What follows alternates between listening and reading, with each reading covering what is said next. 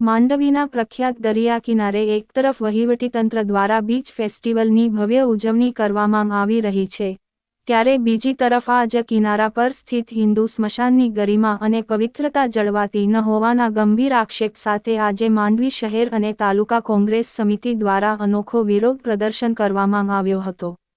કોંગ્રેસના કાર્યકરો અને આગેવાનોએ બીચ પર એકઠા થઈ રામધૂન અને હનુમાન ચાલીસાના પાઠ કરી તંત્રની નીતિઓ સામે રોષ વ્યક્ત કર્યો હતો। નમસ્કાર, હું અરવિંદસિંહ જાડેજા, માંડવી શહેર કોંગ્રેસ પ્રમુખ। આજ રોજ માંડવી બીચ ઉપર જે જગ્યાએ છીએ અહીંયા તમે જુઓ છો કે ગઈકાલે કોઈ સનાતની હિન્દુ સમાજના સ્વજન ગુજરી ગયા હતા અને એની અંત્યેષ્ટિ આ જગ્યાએ થઈ હતી, ત્યારે આ જગ્યાએ આજે જે હજારોની ભીડ છે એ અંત્યેષ્ટિ ઉપર જે આ અંતિમ ક્રિયા છે એના ઉપર આવજાવ કરે છે। મૃત્યુનો કોઈ મલાજો નથી રહ્યો। અમે વર્ષોથી એવી માંગણી કરીએ છીએ કે આપ બીચ ફેસ્ટિવલ જેવા તાઇફાઓ કરો, એમાં પ્રજા આવે, અમને કોઈ વાંધો નથી, તમે ગમે એવી મોજ મસ્તી કરો, પણ જે વ્યક્તિ ગુજરી જાય છે એના મોતનો મલાજો જાળવો। અહીંયા તમે જોયો કે કોઈનો સ્વજન ગયો છે, એની અંતિમ વિધિ આ જગ્યાએ થઈ છે અને આ જગ્યાએ લોકો જેમ તેમ આવજાવ કરે છે। બાજુમાં સ્મશાન છે તો સ્મશાનમાં પણ જે લોકો પ્રવાસીઓ આવે છે એ સ્મશાનમાં પેશાબ પાણી કરવા જાય છે। સ્મશાનમાં નાળિયેરના કચરાનો ઢગ પડ્યો છે, ક્યાંક ને ક્યાંક દારૂની બોટલો પણ સ્મશાનમાં છે, એટલે સ્મશાનની પવિત્રતા જાળવવામાં આવતી નથી।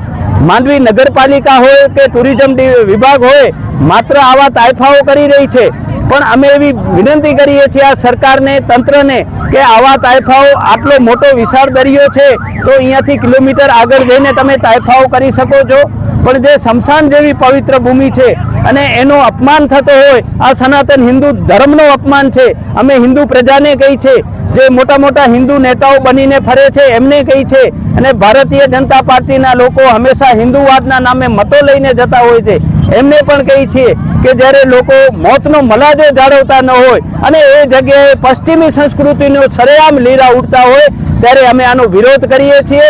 અને જો આ તાઇફાઓ બંધ નહીં થાય તો અમે ટૂંક સમયમાં માંડવી નગરપાલિકાની તાળાબંધી પણ કરશું, એવી આપના માધ્યમથી ચીમકી ઉચ્ચારીએ છીએ। જય હિન્દ, જય માતાજી, ભારત માતા કી જય, જય શ્રી રામ।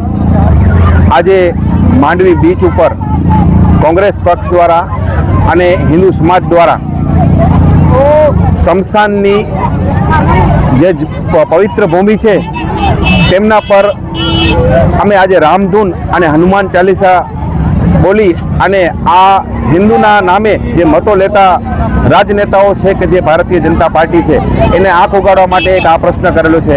આજે તમે પણ જોઈ રહ્યા છો કે કોઈ સ્વજનની આ જગ્યાએ અંત્યેષ્ટિ થયેલી છે, એના ઉપર લોકો અવર જવર કરી રહ્યા છે, ચાલી રહ્યા છે।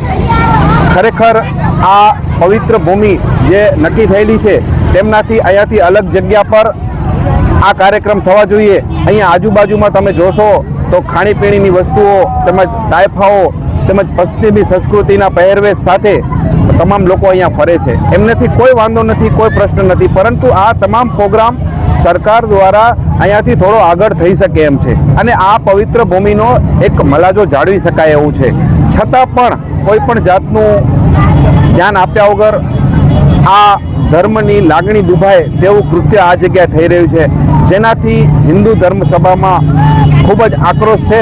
અને આ પ્રશ્ન બાબતે અમે અહીંયાથી રજૂઆત કરીએ છીએ કે તાત્કાલિક આવા તાઇફાઓ ફરીથી આ જગ્યા ઉપર ન થાય, નહીતર જે બાબતે ખૂબ જ આક્રમક પગલાઓ ભરવામાં આવશે તેની અમે ચીમકી આપીએ છીએ। ભારત માતા કી જય।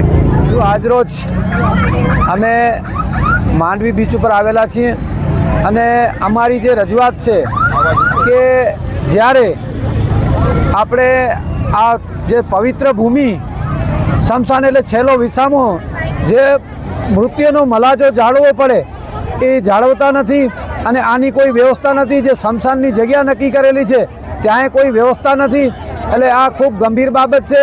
કોઈનો સ્વજન જતો રહે તો એની કેવી કપરી પરિસ્થિતિઓ ને આ સંજોગે અહીંયા થઈ શકે કોઈ પણ અંત્યેષ્ટિ, એટલે કોઈની અહીંયા અંતિમ ક્રિયા થઈ શકે એવી પોઝિશન નથી, એટલે ખૂબ ગંભીર બાબત છે અને આના માટે પ્રજાને અને તેમજ પ્રશાસનને પણ સોચવું જોઈએ।